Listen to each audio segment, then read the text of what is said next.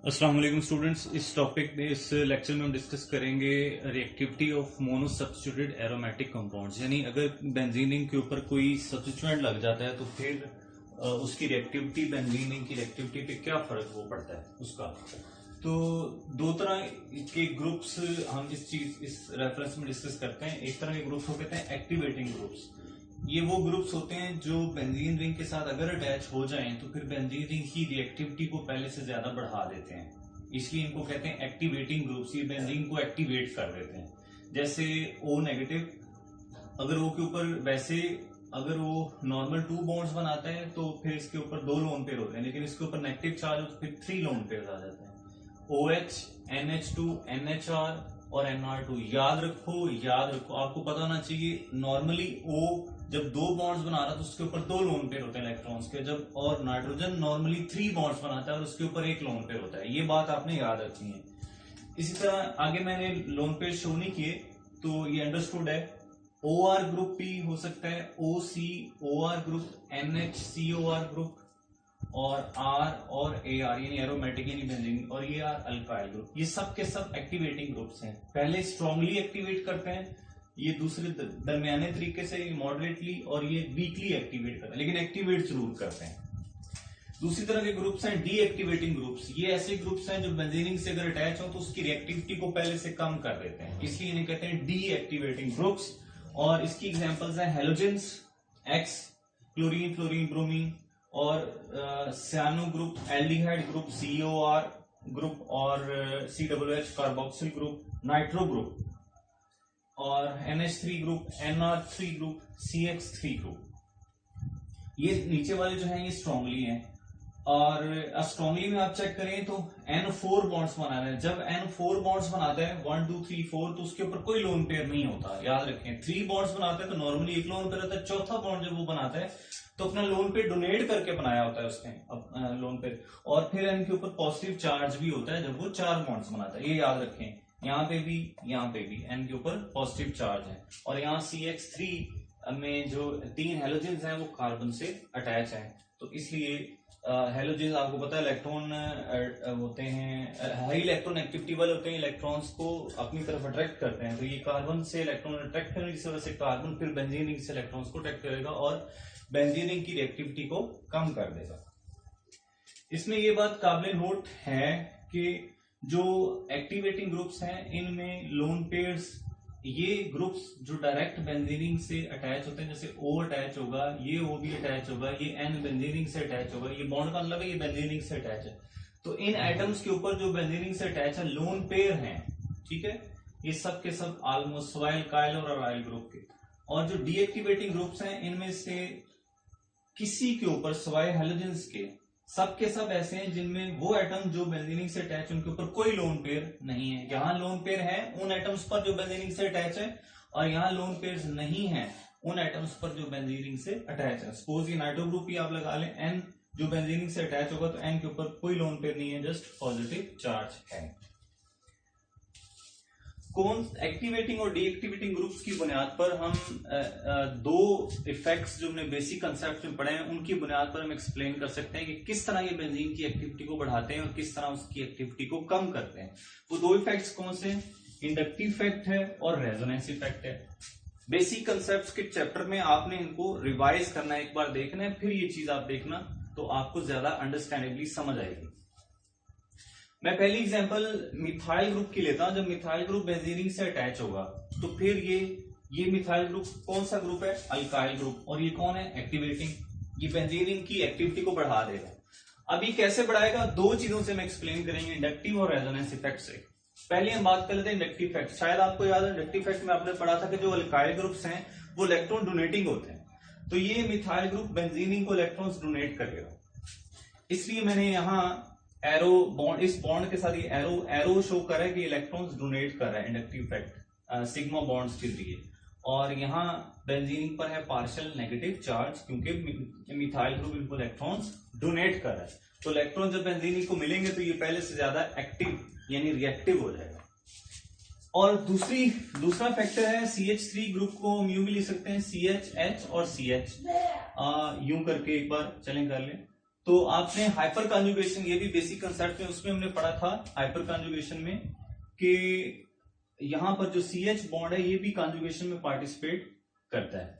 तो CH bond यहां transfer होगा इधर, यहां से ये बॉन्ड खत्म हो जाएगा, ये इलेक्ट्रॉन्स दोनों के दोनों इधर ट्रांसफर हो गए, तो फिर यहां बॉन्ड बन जाएगा C का बेंजीन से।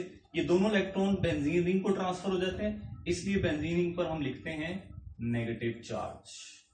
यहां फुल नेगेटिव चार्ज हम लिखते हैं हाइपर कॉन्जुगेशन के केस में, क्योंकि फुली इलेक्ट्रॉन जो है वो यहां ट्रांसफर हो जाते हैं, और H से इलेक्ट्रॉन लूज हो गया तो यहां पर पॉजिटिव था। तो आपने दो वजूहात देखी जिसकी बुनियाद पर मिथाइल ग्रुप इलेक्ट्रॉन्स डोनेट कर रहा है, एक इंडक्टिव इफेक्ट और दूसरा हाइपर कॉन्जुगेशन यानी रेजोनेंस की सेंस में आप इसे कह सकते हैं। तो यही वजह है कि जो टॉलीन है वो बेंजीन से 25 गुना ज्यादा उसकी नाइट्रेशन जल्दी हो जाती है। टॉलीन और बेंजीन में क्या फर्क है, ये बेंजीन है और ये टॉलीन है, इन दोनों में ज्यादा रिएक्टिव है टॉलीन। किसने इसको रिएक्टिव किया, मिथाइल ग्रुप ने। अब हम नेक्स्ट व्हाइट बोर्ड स्क्रीन की तरफ मूव करते हैं।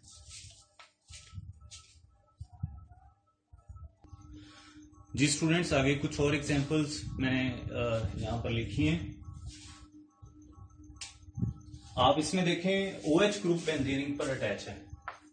इसके इफेक्ट को हम डिस्कस करें तो O की इलेक्ट्रॉन एक्टिविटी ज्यादा होती है, ये इलेक्ट्रॉन विथड्रॉइंग इंडक्टिव इफेक्ट है इसका।